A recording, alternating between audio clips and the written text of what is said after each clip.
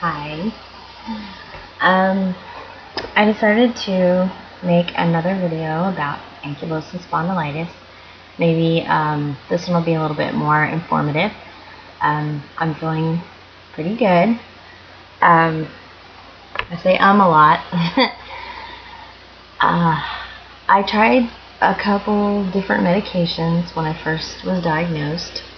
Enbrel was one that I took recently that I just could not tolerate the side effects. I just had a Remicade infusion and I feel fabulous. I feel great. So there's hope for that. I do believe that, like with any disease, that diet and exercise do play a role. I found that when I eat a lot of sugar, I have a lot more problems. And I am seriously a junk food person, so it's been hard to adjust my diet. But I'm trying. I don't think it will cure me, I don't, to just change my diet, but I think it can help. A little bit of fact information about ankylosing spondylitis. About 129 people out of every 100,000 people are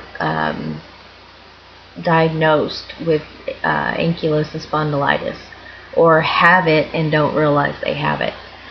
Those are the statistics from the Mayo Clinic. Ankylosing spondylitis is a rheumatic disease. It belongs to a group of conditions called spondylotherapies. That includes a lot of different things.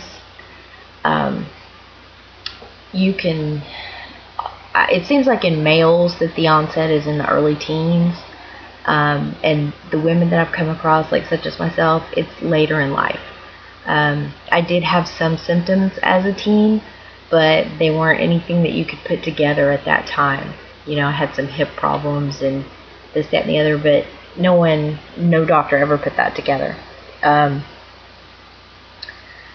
How the inflammation occurs and persists in different organs and joints is subject to active research right now. Each individual tends to have their own unique pattern. It's kind of hard to diagnose because of that. They think now that maybe the initial inflammation may be a result of your body's immune system being turned on, and then after the infection is gone, your body is still in high gear. It's still trying to fight an infection, but there's no infection. It just doesn't turn itself off. The tissue inflammation results from the continued activation of your own immune system, and it's,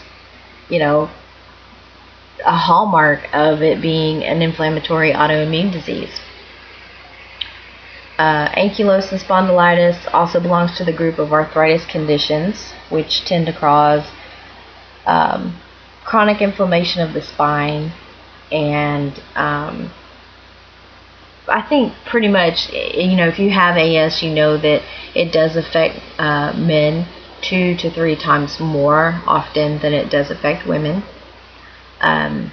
In meeting people here on YouTube, I have discovered that men generally, the ones that I have met, their symptoms became apparent in their early teens, or early to late teens, and they have a much deeper level of suffering than I have.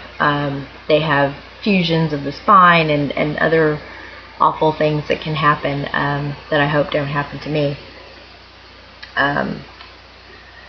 There's a gene now, which I'm sure most of the AS sufferers have heard about. It's the HLA-B27.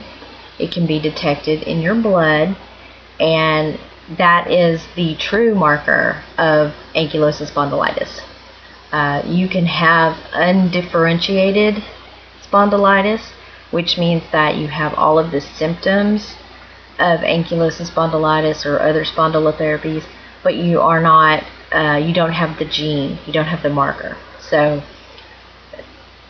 I think it's just a different type, in my opinion. Having the gene, I think, just puts you at higher risk, and maybe for higher risk of severity. I know that it can affect your heart, your lungs, your kidneys, your eyes. There's just a host of things that can happen. Right now, the only treatment really is medications for reducing inflammation and physical therapy,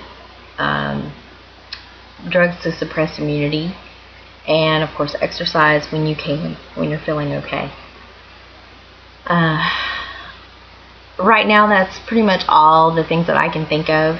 If anyone has any questions, please feel free to ask, because I don't mind. And I really want to spread the word about AS, and I want people to understand what we go through, because I've come across people that they've never heard of it and they don't understand it, and sometimes they just don't believe it. And it's difficult to, I'm the kind of person, like, I will tell somebody if I'm hurting, but not a complete stranger, And so if I go out in public and I'm hurting and I'm sore, I just get embarrassed. I don't really know how to handle that. So I just want to get the word out. I want people to talk about it, and I want people to understand what it is. I hope this has helped. And again, if you have any questions, please feel free to email me, because I'll answer them as best I can. I won't give medical advice because I'm not a doctor, but I will help in any way I can. So thanks for watching. Bye.